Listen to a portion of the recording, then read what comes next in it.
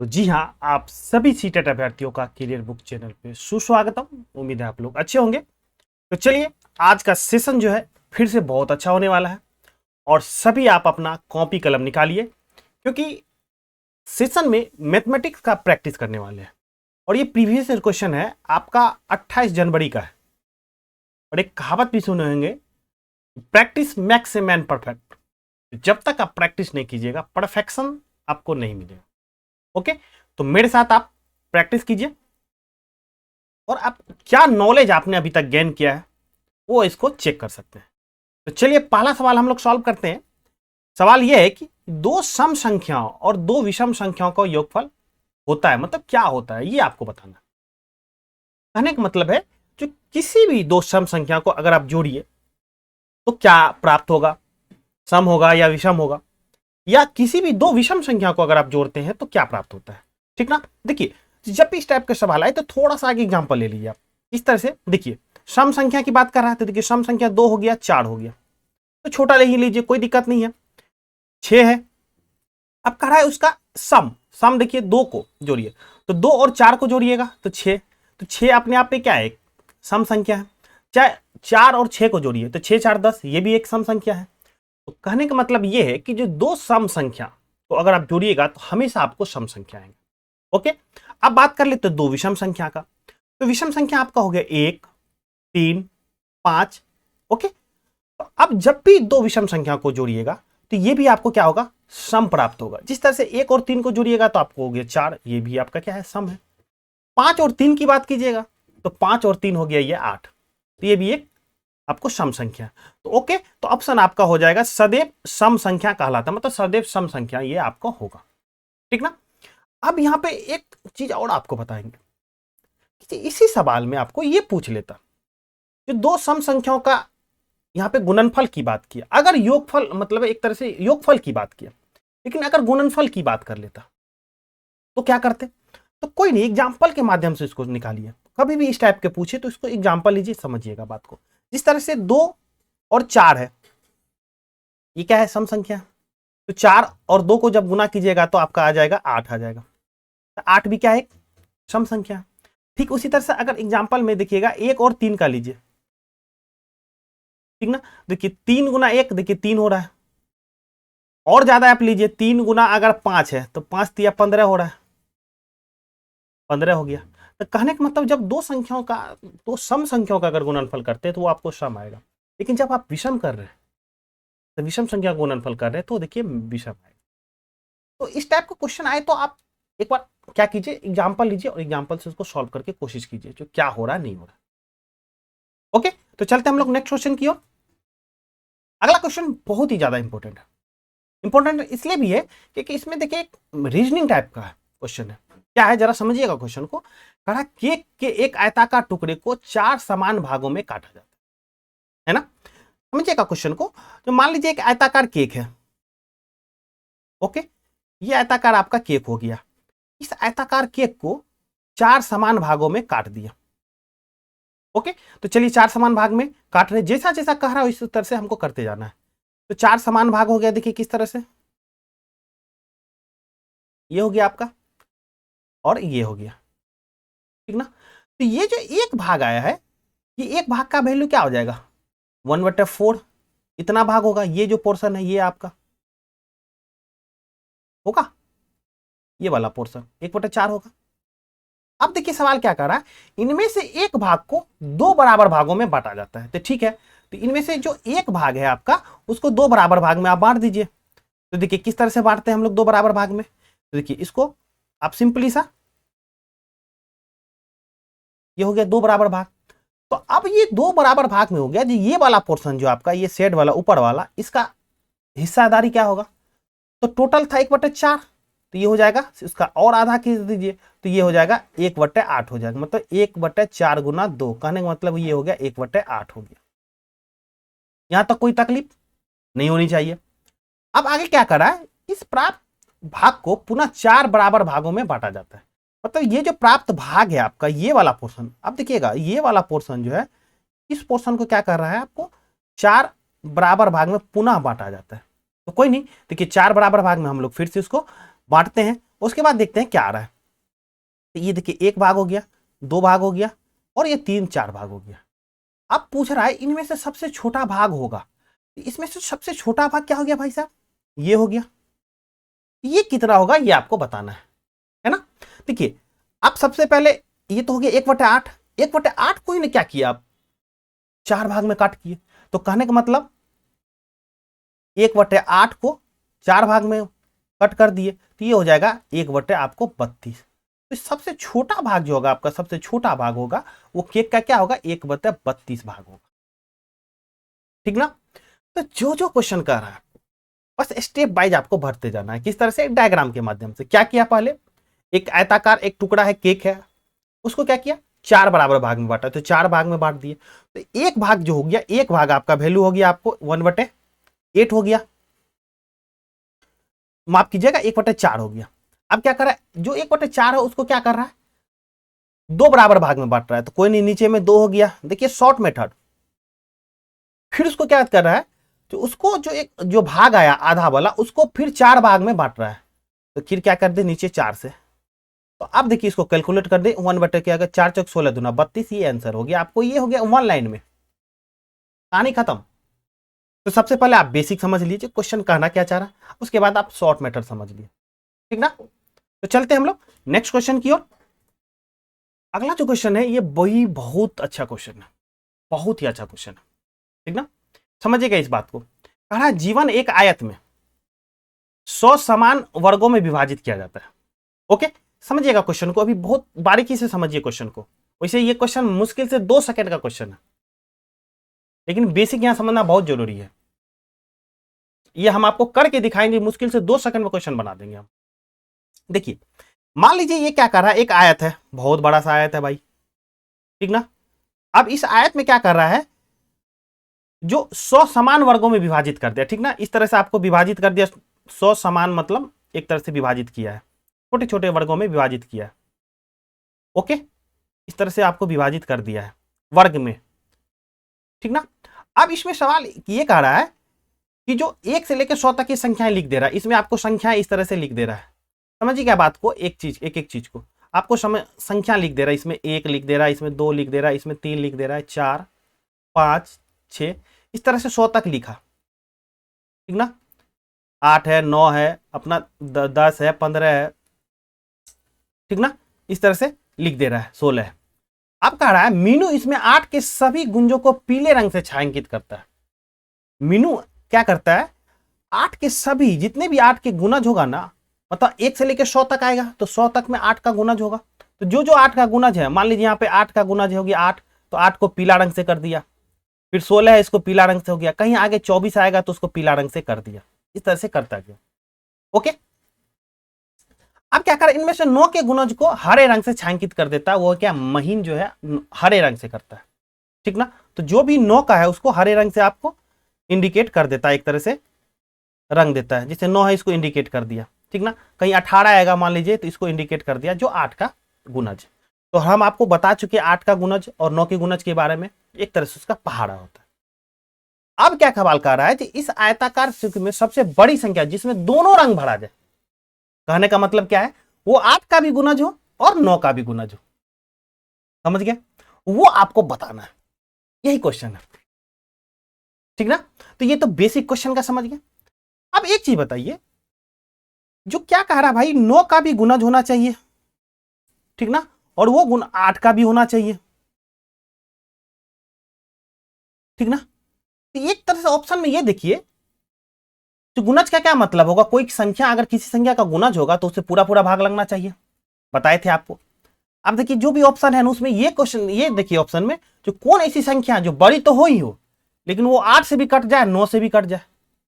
देखिए ये 8 से कट रहा है लेकिन 9 से नहीं कट रहा, कहानी खत्म, इसका भी कहानी खत्म। 36, देखिए कोई 1 से कट रहा है, 9 चौक 36, लेकिन 8 से, 16 8 चौक 32 है, कट नहीं रहा, ये भी खत्म हो गया। लेकिन 72 ही एक ऐसी संख्या है जो 8 से भी कट रहा है, 9 से भी कट रहा है ना।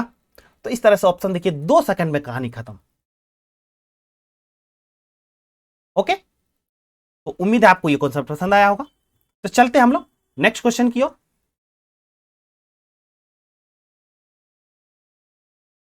अगला क्वेश्चन भी आपका एक तरह से यूनिक क्वेश्चन है, अभी तक जितना भी पैटर्न पढ़े उसमें से एक तरह से यूनिक क्वेश्चन है आपका, और उम्मीद आप ये रखिए इस पैटर्न पे अभी जो होगा जुलाई में आपका एग्जाम होगा वो आपको देखने को मिलेगा क्वेश्चन। 100% आप ये चीज दिमाग में रख लीजिए, इस पैटर्न पे आपको क्वेश्चन देखने को मिलेगा, क्योंकि अभी तक एक तरह से यूनिक क्वेश्चन है। क्या कह रहा है, अनादा जो है 3 से 11 तक की संख्याओं का उपयोग से एक 3x3 मतलब 3x3 का मैजिक वर्ग बनाना चाहती है, और प्रत्येक पंक्ति में संख्याओं का योगफल क्या होगा।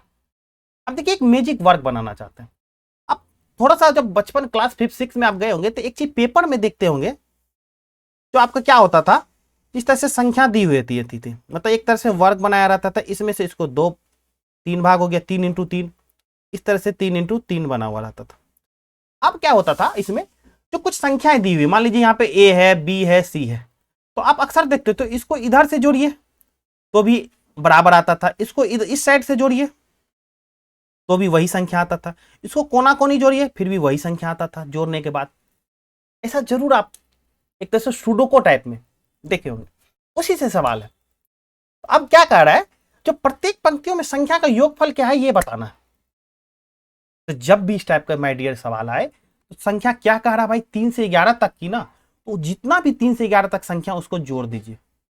3 है +4 +5 +6 +7 +8 हो गया आपका 9 हो गया, और 10 और +11 जोड़िए।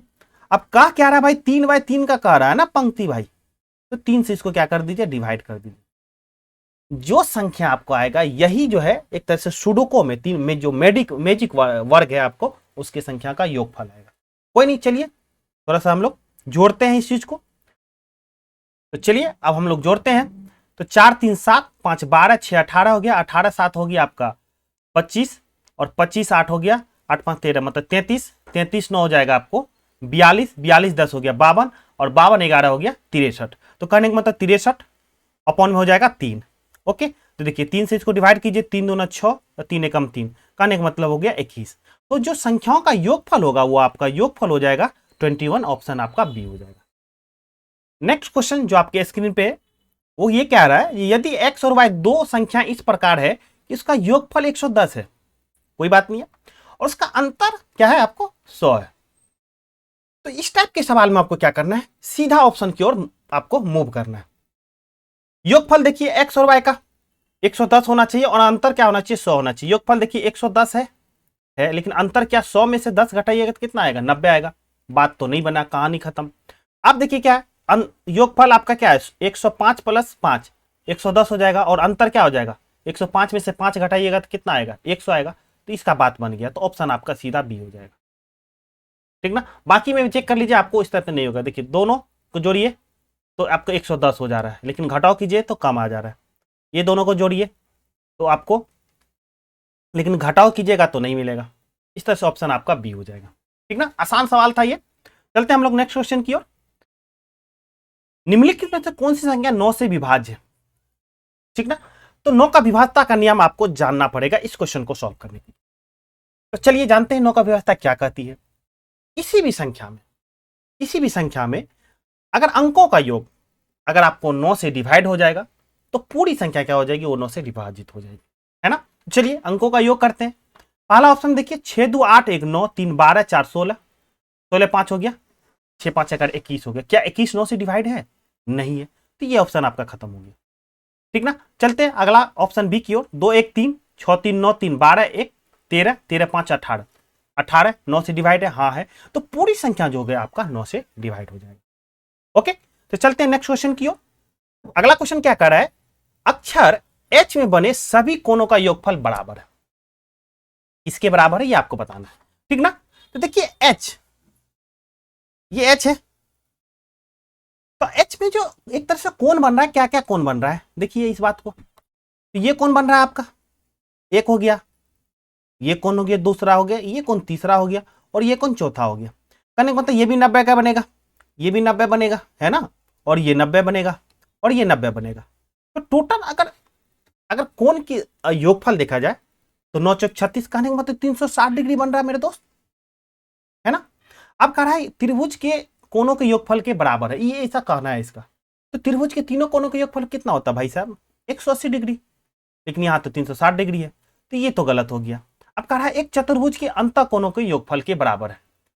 ये बात बिल्कुल सही है, क्योंकि किसी भी चतुर्भुज के अंतः कोनों के योगफल जो होता है आपको 360 डिग्री होता है ना। तो ऑप्शन बी आपका राइट हो जाएगा। चलते हैं हम लोग नेक्स्ट क्वेश्चन की ओर। अगला क्वेश्चन आपका है, कह रहा है एक 12 घंटे वाली घड़ी में क्या बज रहा है? 9 बज रहा है, मतलब सुबह का। पर मिनट की सुई और की सिरे और घंटे की सुई के सिरे के बीच दूरी क्या होगी? ठीक ना, ये आपको बताना है। यदि मिनट की सुई क्या है? 4 सेंटीमीटर लंबी है और घंटे की सुई आपको 3 सेंटीमीटर लंबी है।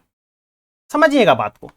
देखिए घड़ी में अगर है ये 12 बज रहा है यहां, और ये क्या है आपका 3, यहां पे 9 बज रहा है यहां पे भाई साहब। ओके, अब बात ये कर रहा है कि जो मिनट और घंटे की जो एक सुई है किस प्रकार रहेगी। देखिए तो छोटी सुई आपको इस तरह से रहेगा, और बड़ी सुई जो मिनट की हो गई इस तरह से रहेगा। तो इसका आपका लेंथ दिया हुआ 3 और इसका दिया है 4। तो अब ये क्वेश्चन ये कर रहा है कि दोनों के बीच जो है, दोनों सुई के बीच जो है दूरी कितना, ये आपको बताना है। तो कहने का मतलब ये आपको ये डिस्टेंस बताना होगा, ये है ना। अब देखिए ये तो 90 डिग्री है ही, तो समकोण त्रिभुज बना रहा है। तो 3 और 4 है, तो कहीं ना कहीं ये कर्ण एक तरह से आपको ढूंढना है। तो कर्ण बराबर क्या होगा?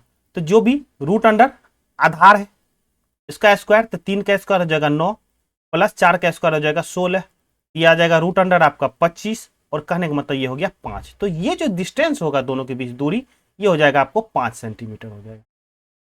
तो ऑप्शन आपका सी हो जाएगा। बहुत ही आसान सवाल था, बस आपको फिगर के माध्यम से सोचना पड़ेगा जो आखिर क्या ओरिएंटेशन है ना। तो चलते हैं हम लोग नेक्स्ट क्वेश्चन की ओर।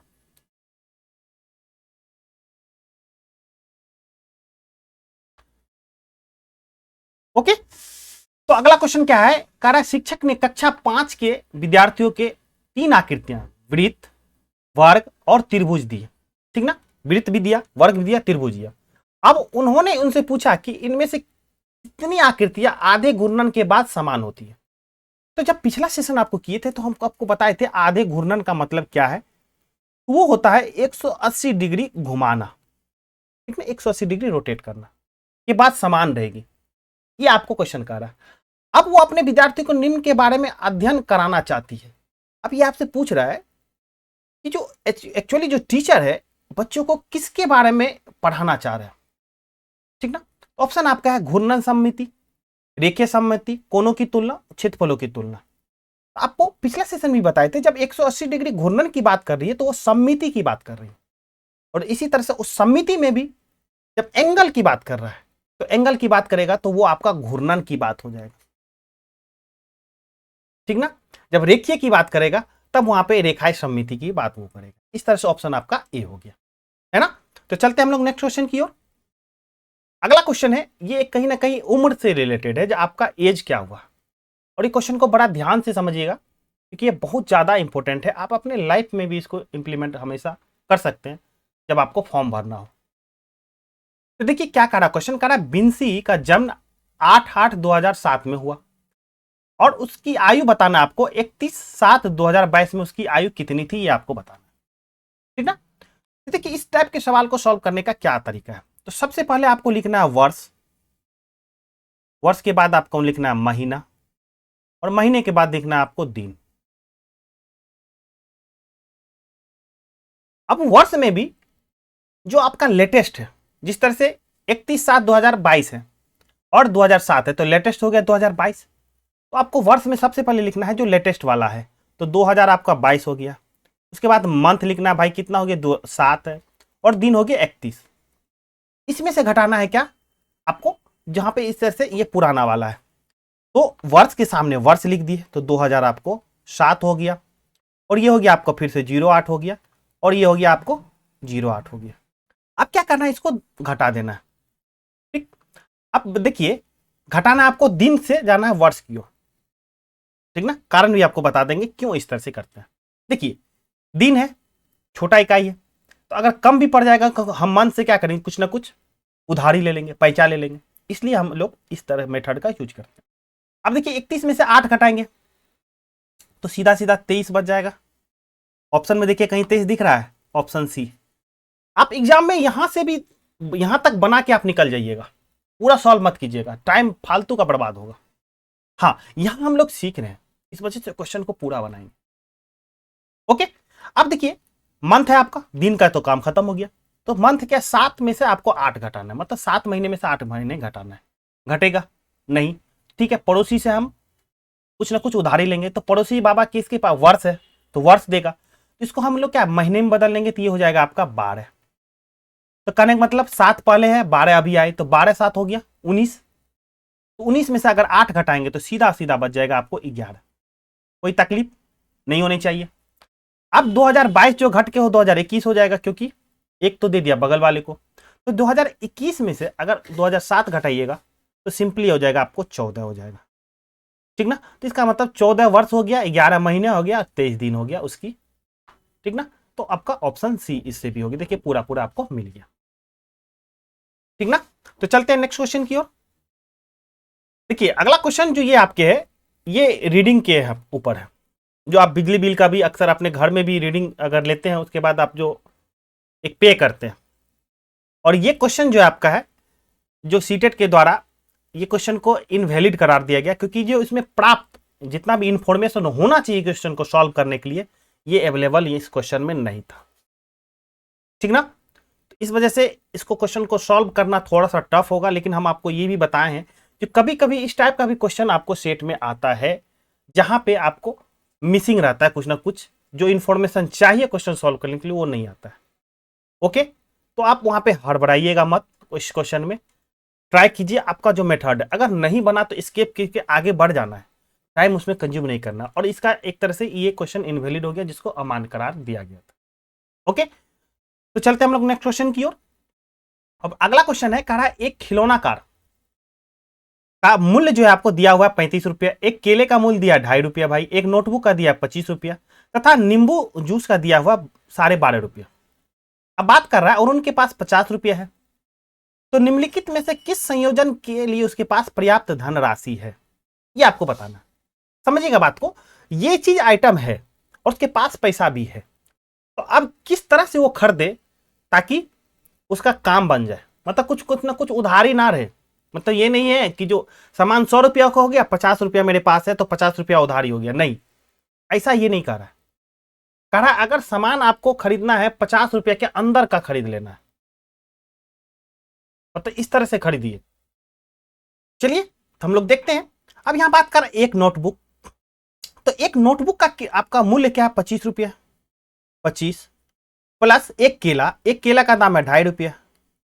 ओके, और जूस के 2 गिलास, तो जूस का एक गिलास का दाम है 12.5 रुपया, तो 2 गिलास का दाम हो गया आपको 25 रुपया हो गया। जब इसको कैलकुलेट किया गया तो देखिए 25 25 50 करने का मतलब 52.5 रुपया हो गया। उसके पास है कितना भाई, है तो 50, मतलब 2.5 रुपया तो उधारी पर चला जाएगा। लेकिन उधारी का काम तो यहां होने वाला है नहीं, यहां तो है आज नगद कल उधार। इस तरह से ऑप्शन खत्म। अब चलिए एक खिलौना है, एक खिलौना का दाम हो गया आपको, बात कर रहे हैं तो 35 रुपये, कोई बात नहीं है। 2 केले, तो एक केले का दाम है 2.5 रुपया, तो 2 केले का दाम हो गया 5 रुपया। और एक नोटबुक की बात कर रहा है, तो नोटबुक भाई कितने की है, 25 की है, ठीक ना। तो 25 5 30 करने का मतलब फिर आप 35 जोड़िएगा तो फिर भी वो आप 50 से ज्यादा हो जाएगा। तो इस तरह से ऑप्शन ये भी खत्म, नो उधारी वाली बात है भाई। अब कह रहा है एक नोटबुक, ऑप्शन सी की ओर जा रहे थे। एक नोटबुक का दाम कितना है, 25 रुपये, प्लस 2 केले का दाम हो जाएगा 5 रुपया, और एक गिलास जूस, ठीक ना।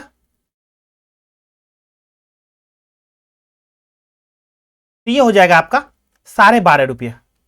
ओके, इसको कैलकुलेट कीजिएगा तो देखिए 25 5 30 हो गया, और 30 अब 12, मतलब कहीं ना कहीं 42.5 रुपया हो रहा है।